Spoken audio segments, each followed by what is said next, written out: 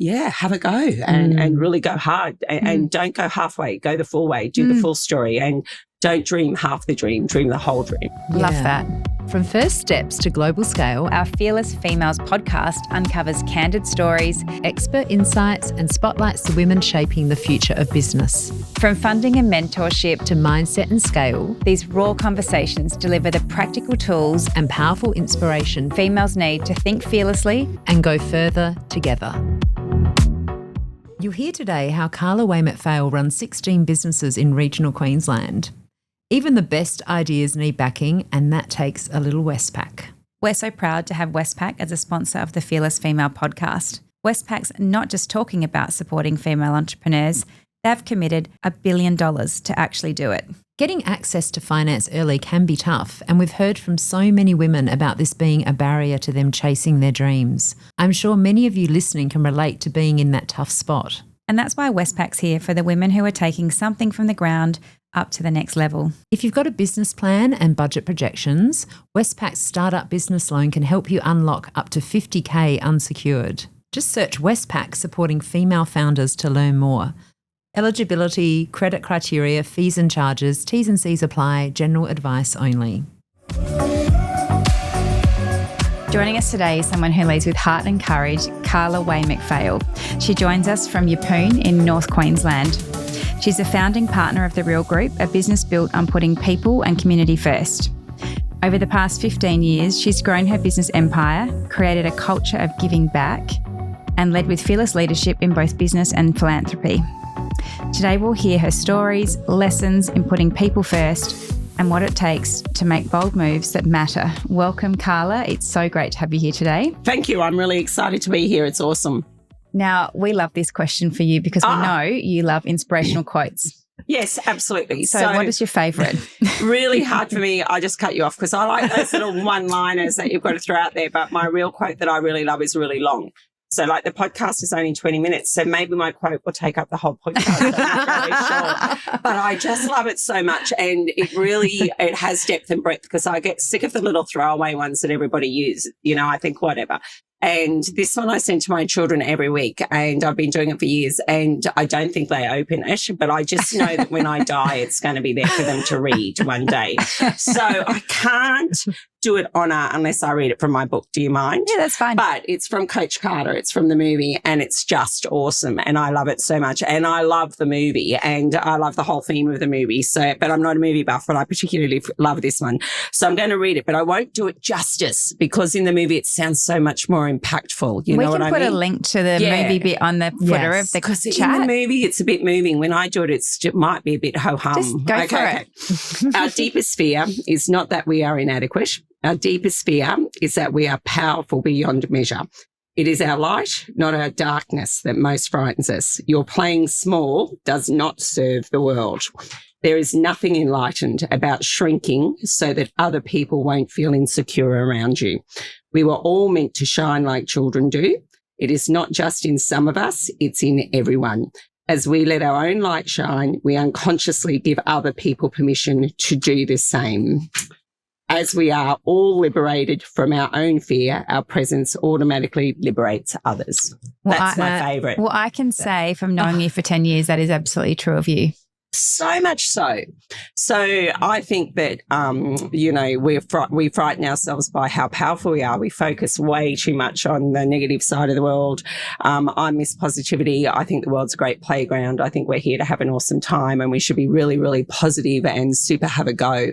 And I think the worst thing that we can do is fail. So what does that matter? I think if we don't fail, we don't get better. And so, I really think it's important. I like to role model to my organisation and to my children and to my family unit. Have a go and really go hard and don't go halfway, go the full way, do the full story and don't dream half the dream, dream the whole dream. Love that.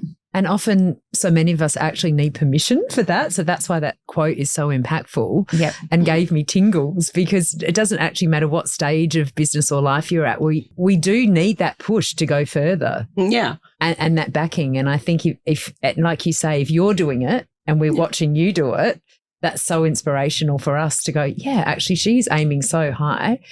Karla's got 16 businesses. Yeah, I've got one. I feel like a massive underachiever. I need to go harder. I think we're watched more than we know, and our presence is bigger than we know. And every day in our organisations and in our family unit and in our friendship circle, we all send messages. And I think it's really clear, really, really important not to get caught in the white noise, because the white noise is distracting and the white noise is debilitating, and we've got to keep core to ourselves and true to our identity. And I've only got a certain amount of breaths I'm going to be given in this world, and I'm not going to waste any of them with dumb stuff. So I don't engage with dumb stuff or people who want to bring down my story. I don't even know who they are, because I don't listen to them, I don't hear them, and I don't care what they've got to say, because they're not part of my story. Yeah, I love that.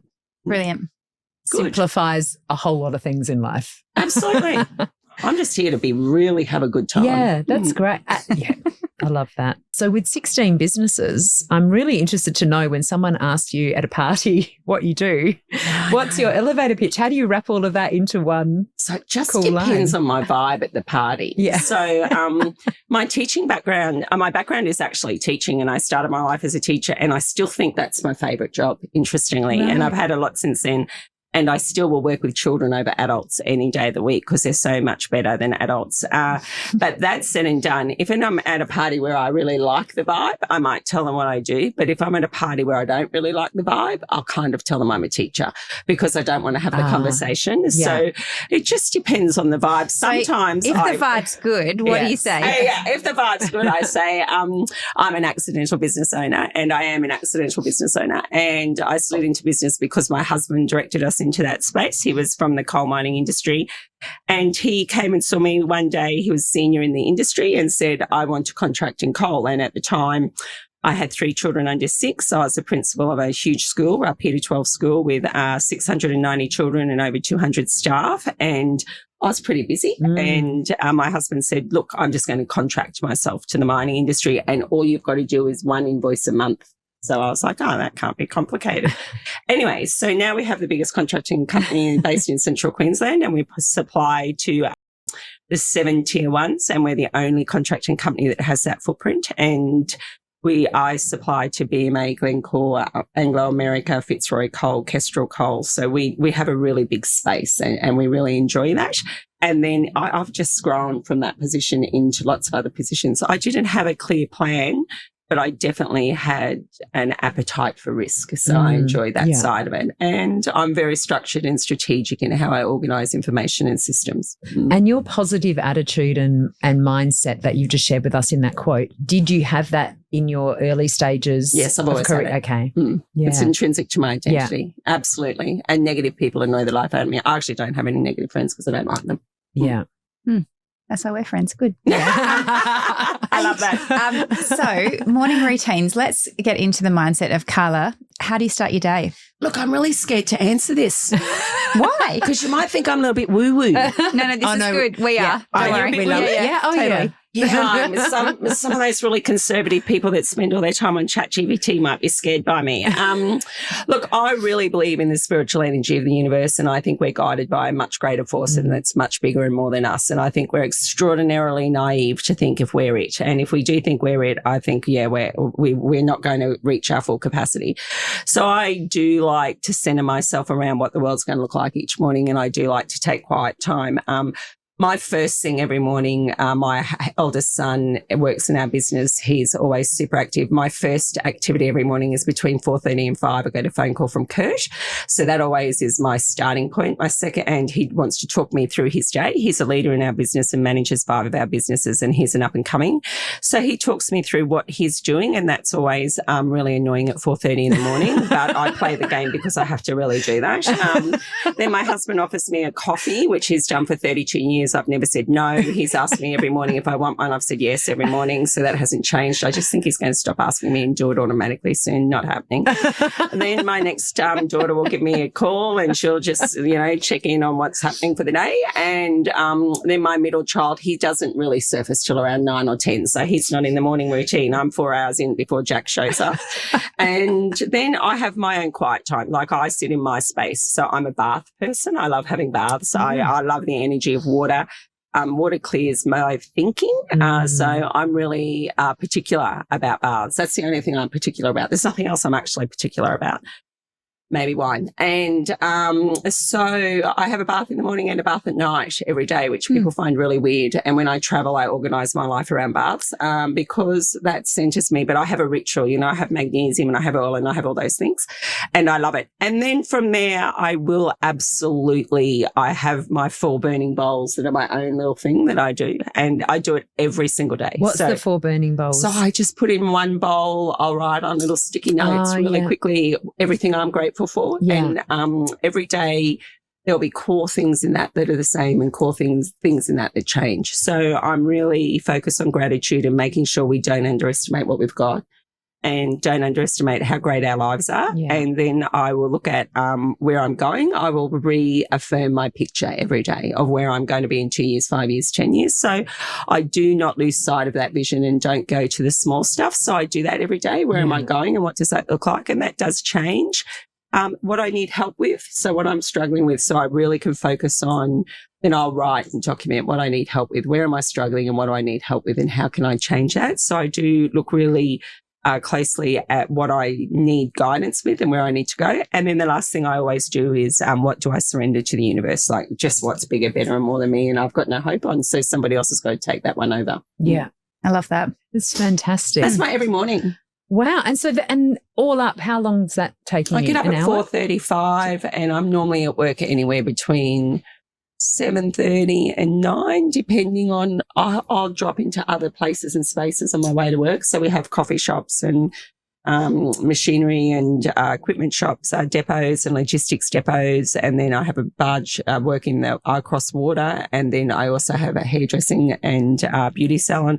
So I'll try to drop in and touch base with all of my organisations a couple of times a week. Yeah. And then I'll end up in the office. Yeah.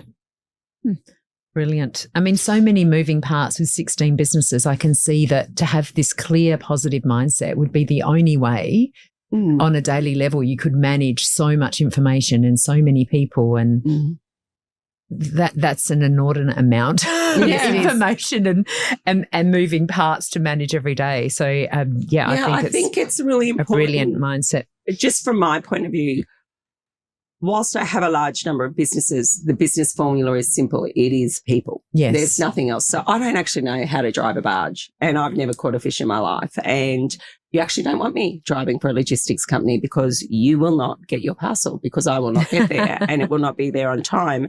I don't fix machinery. I don't underground coal mine. I do train. I can train, of course. That's one of my spaces. You don't want me doing your hair. You don't want me doing your skin. So I don't actually, it's a fallacy. I don't actually invest in businesses. I invest in people. So I've got people that do my businesses and I take time with the people and I build the people. And then the people are proud of the journey and they want to be part of it. So my skill isn't the businesses by any stretch. My skill is the people. Yeah, and that is so interesting because often that's what people say, that the hardest thing in business is managing people, but you've actually embraced that and turned that into the superpower of your business empire. I love my people. My people are awesome. Yeah, I love them. Which is a great learning for everyone today. And from your positivity and your spiritual side mixed with your business acumen, I mean, that makes you an incredible leader. And as they say, all of that positive energy comes from the top and your focus on your people is obviously core to your success.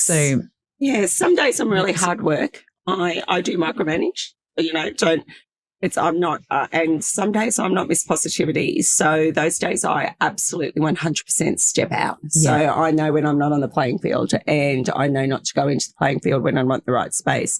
That won't happen very often, but when it does happen, I'm smart enough or wise enough to know don't go into the story. Yeah, you're human, right? Yeah. So, and staying on that positive path in every situation takes a lot of work and you're doing that work every day, but you can't always be on. And I think that acknowledgement of I'm not quite myself today to handle this the best way I can handle it, I'm just going to step aside is a really bold move as well because you've really got to check yourself. Yeah, 100%. Yeah. So interesting. I love it. You've been building businesses and giving back to the community for over 15 years. Your leadership style shows that fearless action isn't just about business, it's about people too, which we've just covered. Yes. Looking back, what gave you the courage to start your first business and grow it into the Real Group? Look, absolutely 100%.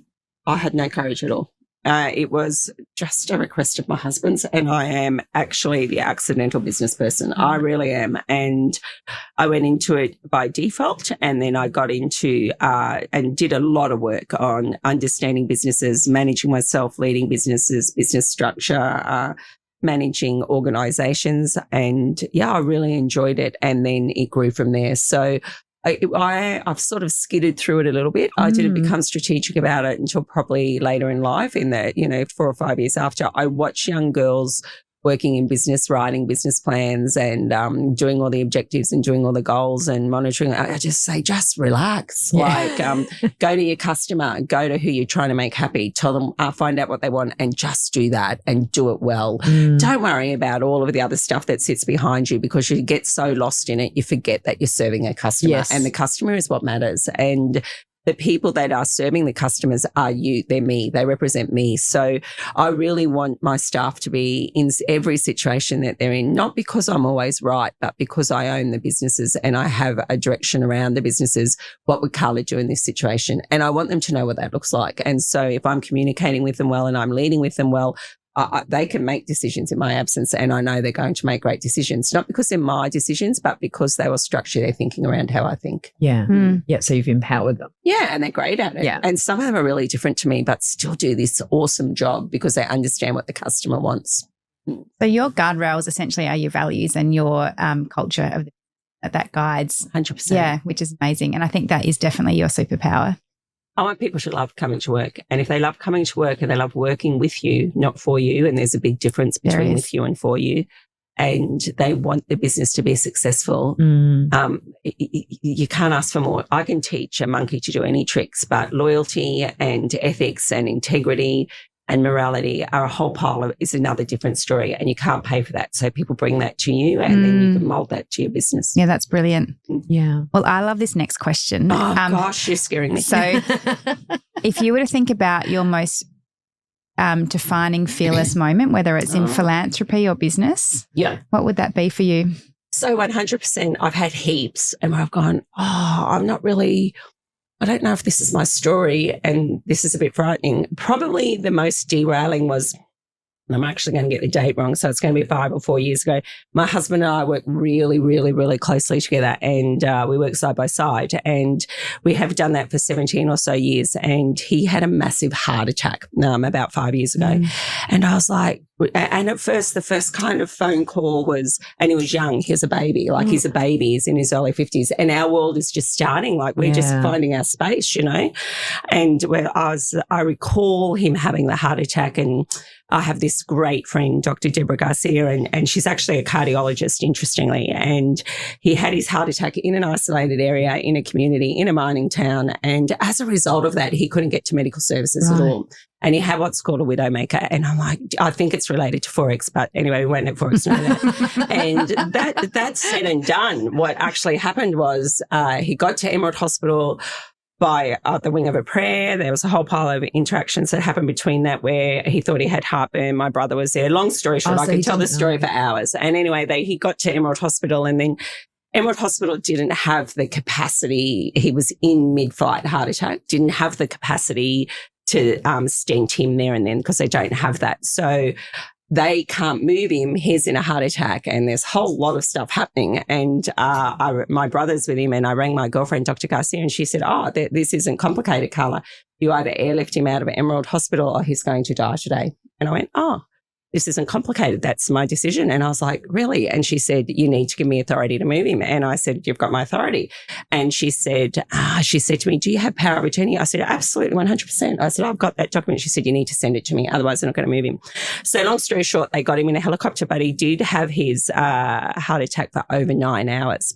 So as a result of it, he lost 38% of his heart function. And so I've gone from this really cool husband to sitting in a hospital for 3 months, and it was like serious stuff. So he went straight into surgery, and they did say to me, I'll never forget it. They said to me, "You've got to sign this bit of paper," because I had to authorize, because there's a very good chance he's going to land dead in Brisbane. He won't survive the flight. And I was like, this is getting really serious, because you actually have to have this authority. Otherwise, I have to turn around and go back to the hospital I came from. So we went through that journey, and we've come out the other side of it. He never, from that point, our world turned around. So he never set foot in a coal mine again, which is weird. So my business partner and I, we just had to, and I'm helping Pete and I'm supporting him, and my kids are all over the country. I had to move some of my kids back, and we had to restructure our business. We had to, we supply to a massive amount of audiences, and we had to keep faith.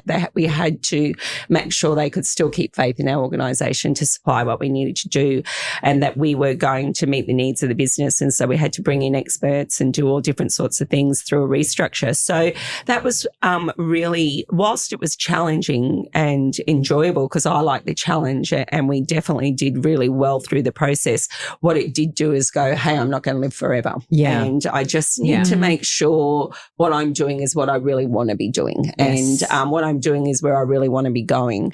So whilst we thought we were 6 foot tall and indestructible, I think we discovered in a very, very quick period of time we weren't. And while we think for some reason we have this weird belief that we're going to live forever and everybody else isn't going to. Yes. And the other 28 trillion people that lived died, but I'm not going to be one of them. Yeah. I'm still going to be going. So I think that experience definitely reframed me. Definitely went, you know what do I really want? Yeah. And both in business and personally. Yeah. And it's such a great position to be at in life, even though it's always born out of experiences tragedy. Like that. 100%. And I think I always believe that, yes, you could be dead tomorrow. So what is adding to my life right now? Yeah. What do I need to take away? Yeah. And we're not guaranteed tomorrow. And you can see it in how in your core values within your business and yourself, how you live your life, how you set yourself up for your day. It's all based around we're here for a good time, not a long time. And around your legacy. You know, my legacy is really important. What I leave behind me is my children, and they're my footprint, and my business, possibly parts of it would still stay behind when I pass. So I really value them, and that's really important to me. So making sure that all of those parameters are in place, you know, that my legacy is what I'm proud of. I went through this process. I did this great course once. I'm sidetracking it. And anyway, I have a venue centre where we do lots of funerals, and I listen to hundreds of eulogies, and I decided one day to write my own. So if you ever want to just have a little bit of a reset about what you're doing in life, sit down and try and write your own eulogy, and it's a really freaky experience. Yes. And I don't know if I'd like that. Do it. Write your own, because then it'll change some of the things you do. It'll change some of the things you do straight away. Won't waste time with people who annoy you. Yeah. Won't go to places where you don't want to go. Yeah. Make sure what you're leaving behind is really represents who you are and your core beliefs. Yes. Yeah, I love that. And how is your husband? He's awesome. He's just a great guy. He's a really cool guy. He's really chill. So goodness knows how he totally is. He's totally chill. I don't even know how heart attack came to him. But interestingly, he had to reinvent himself. So he went from very senior, very skilled, amazing leader, a humble leader, a softly spoken leader, like just a great guy, to I'm never going to set foot back in my workplace ever again. And he never did. Friends and careers and a whole pile of things. And now he's reinvented himself. So he now has a very relaxed life breeding cattle, and he enjoys Wagyu and Brahman and our cattle breeding program. And he just loves it. Great. So I get tractor pictures, fencing pictures, tree lopping pictures, AI pictures. They're not quite so good. But he's reinvented himself and done a great job. Yeah. Something interesting that I learned about you was something to do with Oprah. I so totally love her. So when I was going through uni, we were we go to the student union office, and at 2:30 every day Oprah Winfrey was on, and we'd watch her, and I just think she's like my role model in life. I love her and too. She's amazing. I just think she's awesome, and I really, really wanted to meet her. And there was an auction that went up, and it was auctioning her shoes for a girls' charity, a pair of shoes that she owned, and I saw it, and it was in some social media platform. And I thought, I'm totally going to buy those shoes. And I said to my husband, I'm going to buy those shoes. And he said, you are not buying those shoes. That's ridiculous. Anyway, I had to go in and we had to bid. Like, we had to keep doing this bidding thing. And it was, it all went to a girls' education program which she manages and I loved. So I was bidding away and I had everyone set up, had my office and you've got the same up. size feet too, Really? don't you? Yeah. I was going to say, so you could actually wear them. Yeah. So you are in Oprah's shoes. I have got Oprah's shoes. And so we had this bidding thing. And anyway, the day before, like I kept sort of monitoring it and trying to do this strategic bidding thing, which I don't know anything about because it's the first thing I was bidding on. And so anyway, I got to the day before and it was at $15,000 and I thought someone's just going to come in and bomb me in the last hour, like some charity or some big organisation. Take you out. And so I'm monitoring it and I'm setting my alarm every 20 minutes for when it closes and there was just no bomb. It never came and I got them and I was so excited and I put a post up or I did something like I'm going to meet Oprah Winfrey. She's coming to Australia. I can't wait. And I just was putting it out there that that's what I wanted to do. I thought I'm going to buy shoes. That's how I meet her. And then that wasn't part of the deal. But anyway, I got the shoes and then my staff were really excited about it. And so they know how much I love her and what she represents.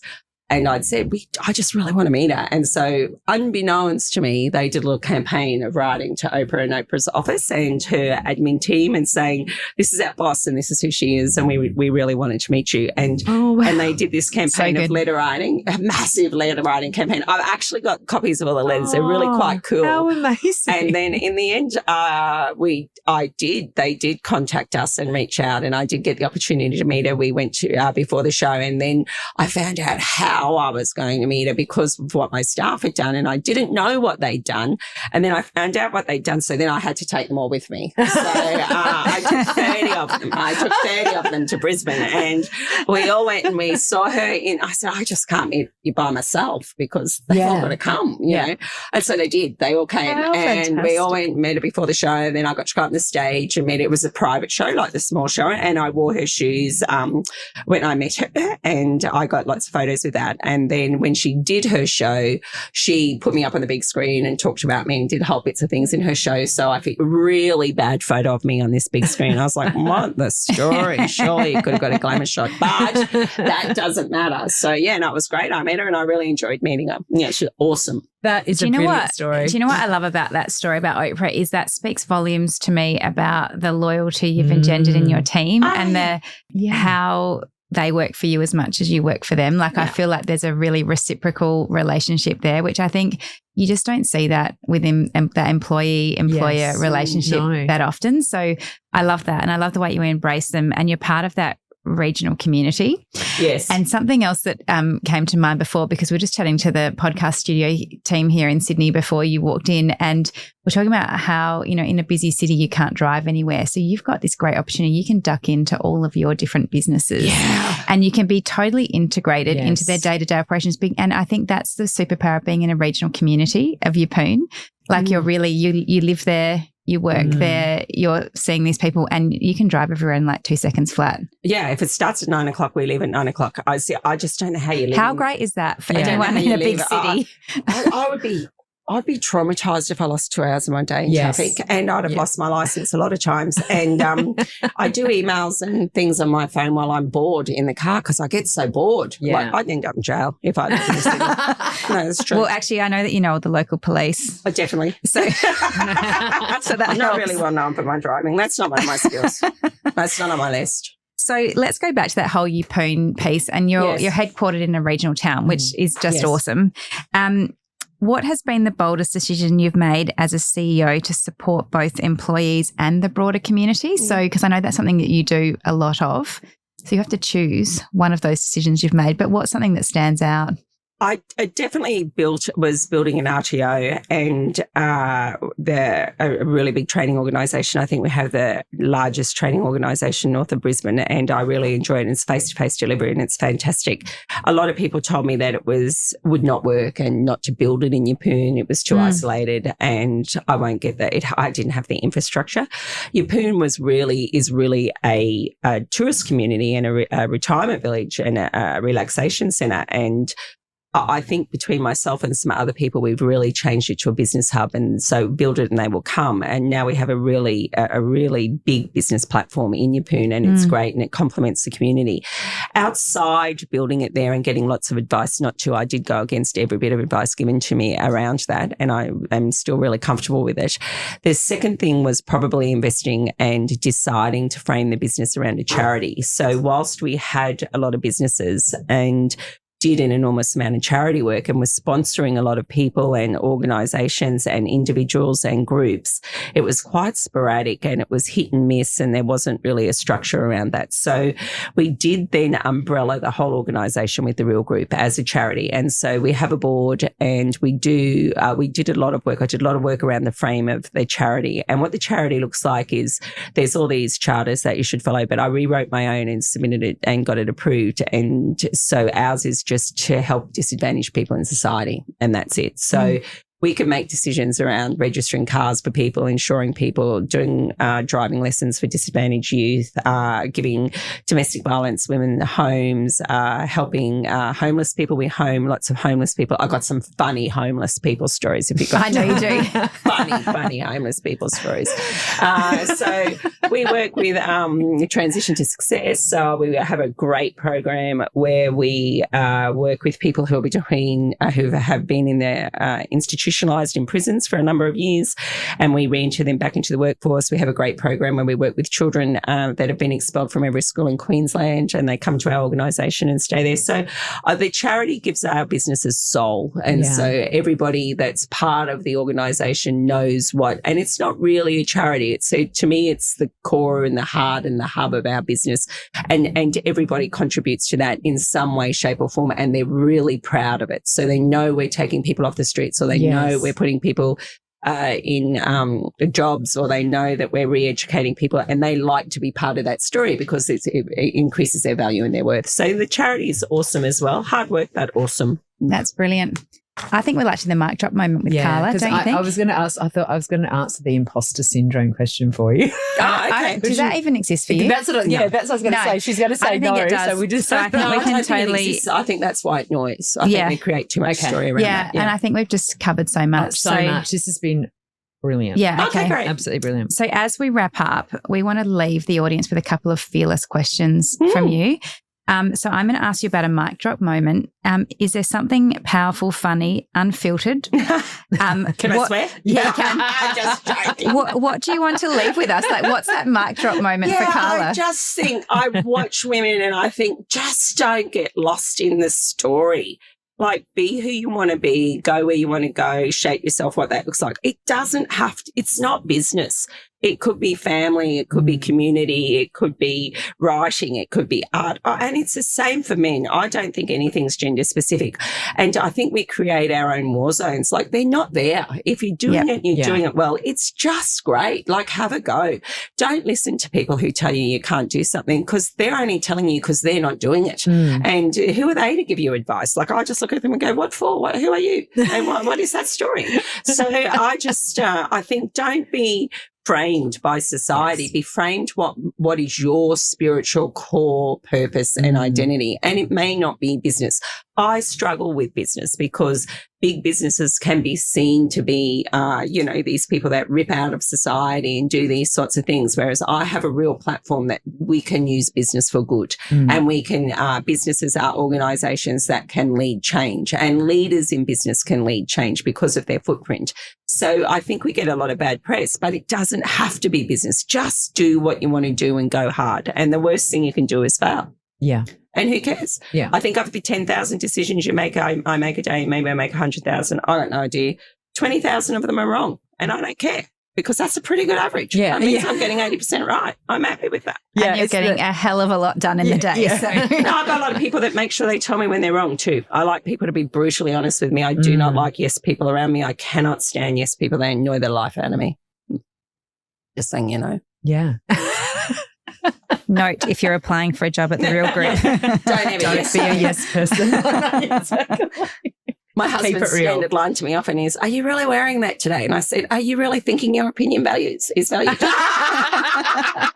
There's no yes person. And I love the name The Real Group, because having met you, like, you absolutely keep it real. Like Yeah, we this like is- that. it encapsulates everything that you're doing, providing. You as a person, your team. Yeah, it's a fantastic name, actually. Yeah, it's good. We did a lot of work around the Real Group. We really like it. Final question. What is one bold belief or truth you'd like to pass on to the next fearless female who's sitting in your chair? Ooh.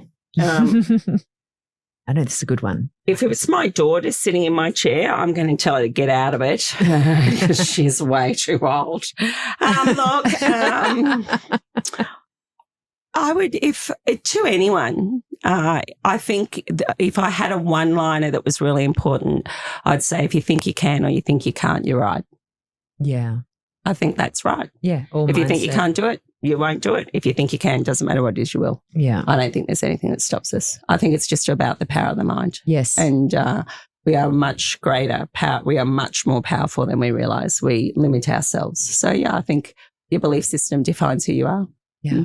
That is a fantastic note to finish on today. Yes. Carla, thank you. That's been the most empowering, uplifting conversation. And I love that I haven't even had coffee. Yeah, I've been rushing all morning. I know. Charged. I love it. You should see me with coffee. I'm so much more fun. Quick, let's take her up for a coffee. I know, totally. Thank you so much. No worries. Thank you. It's so great to have you here from Yeppoon, so thank you. You're welcome. Thank you. That was wonderful. Awesome. A quick reminder, hit follow so you don't miss the next Fearless story. Don't forget to screenshot and tag us at Fearless Females Podcast. We love seeing your takeaways.